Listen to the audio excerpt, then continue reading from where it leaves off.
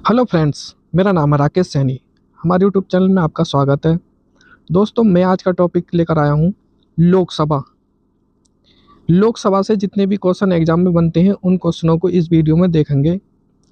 Video start करने से पहले आपसे निवेदन है, हमारी वीडियो को अपने दोस्तों में शेयर करें और हमारे चैनल को सब्सक्राइब अवश्य करें।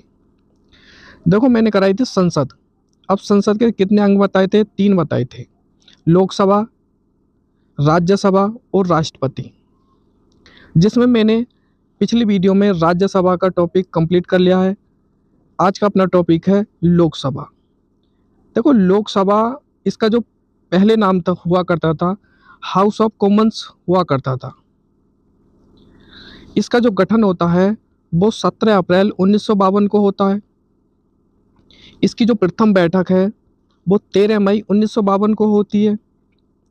और उसमें जो अध्यक्ष बनाए गए हैं सबसे पहले लोकसभा के, वो बनाए गए हैं गणेश वासुदेव मावलंकर। कौन बनाए गए हैं? गणेश वासुदेव मावलंकर। यदि वर्तमान की बात करें तो इसके जो वर्तमान अध्यक्ष हैं अजय मणिक्कर हैं। जबकि मीराबाई जो बनी थी वो पहली महिला थी और सुमित्रा महाजन जो बनी है वो दूसरी महिला थी।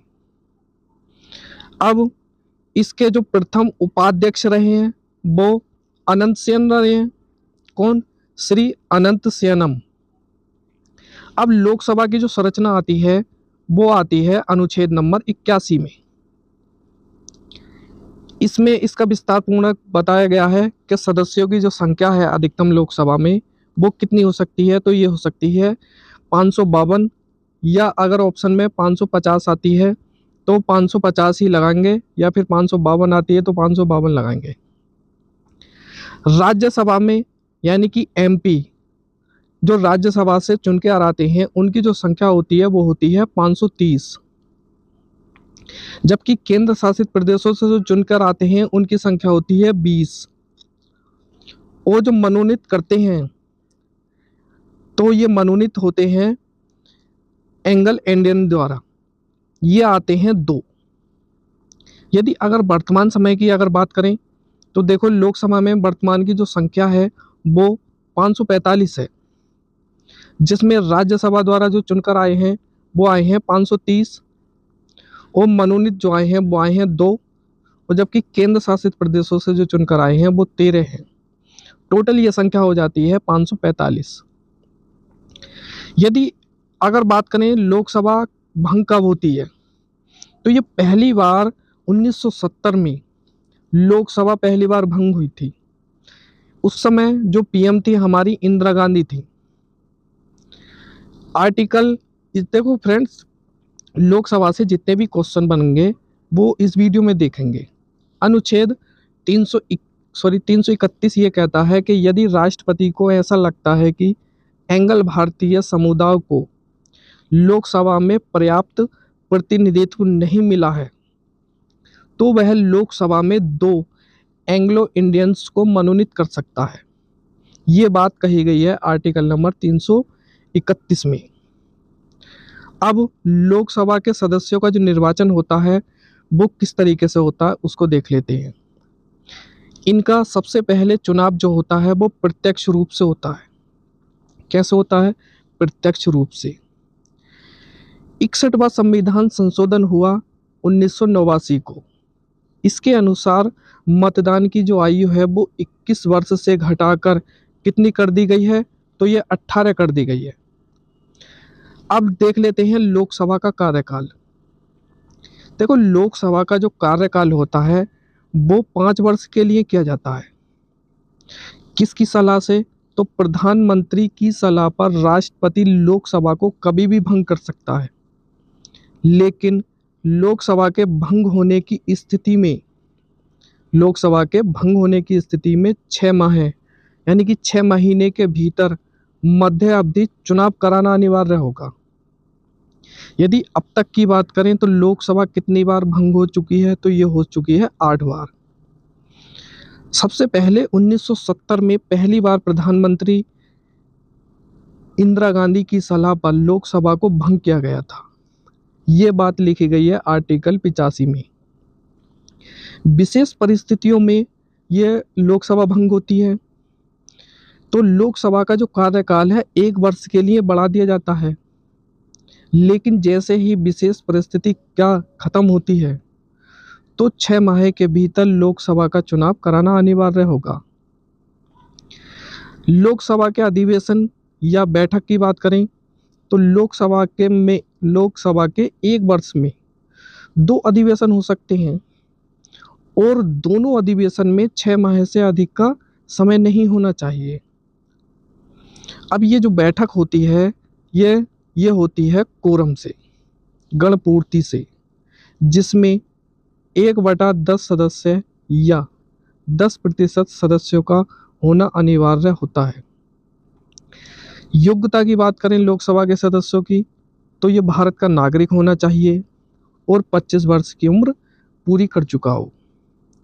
इसमें जमानत जो राशि है वो SC और ST के लिए 12,500 है, जबकि सामान्य और OBC के लिए कितनी दे रखी है तो ये दे रखी है 25,000 रुपये। इसमें अधिकारी जो पद होते हैं लोकसभा के तो वो लोकसभा का अध्यक्ष होता है, दूसरा लोकसभा उपाध्यक्ष होता है और इसके साथ साथ कुछ अन्य व्यक्ति भी होते हैं। इनके कार्य क्या होते हैं लोकसभा के, तो लोकसभा अपने अध्यक्ष और उपाध्यक्ष का क्या करती है, चुनाव करती है और उन्हें अपने पद से क्या कर सकती है, हटा सकती है। ये इनके कार्य हैं। इसके साथ साथ लोकसभा का जो मंत्रिपरिषद पर नियंत्रण होता है, मंत्रिपरिषद लोकसभा के प्रति क्या होता है, उत्तरदायी होती है। यदि लोकसभा मंत्रिपरिषद के विरुद्ध अविश्वास प्रस्ताव पारित कर देती है तो मंत्रिपरिषद को त्यागपत्र देना होता है या राष्ट्रपति मंत्रिपरिषद को बर्खास्त या हटा सकता है। यदि मंत्रिपरिषद लोकसभा द्वारा पेश किए गए बजट को नामंजूर कर देती है तो वह मंत्रिपरिषद को त्यागपत्र देना पड़ता है। यदि लोकसभा का कार्यकाल देखें तो सबसे लंबा जो कार्यकाल रहा है वो बलराम जागड़ का रहा है। इसी के साथ साथ में देखते हैं कि यदि लोकसभा राष्ट्रपति के अभिभाषण के लिए उसको धन्यवाद प्रस्ताव को अस्वीकृत कर देती है तब वह मंत्रिपरिषद को क्या करना पड़ेगा, त्यागपत्र देना पड़ेगा। अब इसके साथ साथ में एक कार्य ये भी होता है कि लोकसभा का जो वित्त पर भी नियंत्रण होता है। धन विधेयक या वित्त विधेयक राष्ट्रपति की अनुमति से पेश होते हैं लोकसभा के अंदर। अब धन विधेयक केवल लोकसभा में ही पेश होते हैं। कौन सा विधेयक धन विधेयक है या नहीं, इसका जो निर्णय करती है वो लोकसभा अध्यक्ष करती है। राष्ट्रपति धन विधेयक को कभी भी वापस नहीं करता है। यदि राज्यसभा धन विधेयक को 14 दिन तक अपने पास रखती है तो वह पारित माना जाता है। यदि लोकसभा का कोई सदस्य अपने कार्यों से गरिमा का उल्लंघन करता है तब वह लोकसभा या लोकसभा अध्यक्ष से कहकर उसे सदन से निष्कासित करा सकती है। लोकसभा राष्ट्रीय आपातकाल को नामंजूर करती है और लोकसभा के अध्यक्ष के कार्य एवं अधिकार को भी देख लेते हैं। लोकसभा तथा राज्यसभा की संयुक्त बैठक की जो अध्यक्षता है वो कौन करता है, तो लोकसभा अध्यक्ष करता है। विदेश जाने वाले संसदीय शिष्ट मंडल के लिए सदस्यों को मनोनीत करता है। लोकसभा के सदस्यों का इस्तीफा स्वीकार करता है कौन, लोकसभा अध्यक्ष। सदन में बोलने के लिए सदस्यों को अनुमति देता है और लोकसभा अंतिम समय निर्णय भी दे सकता है। तो दोस्तों, लोकसभा का टॉपिक आज यहीं तक समाप्त होता है। जल्द ही इससे अगला टॉपिक से लेकर आऊँगा। तब तक के लिए धन्यवाद।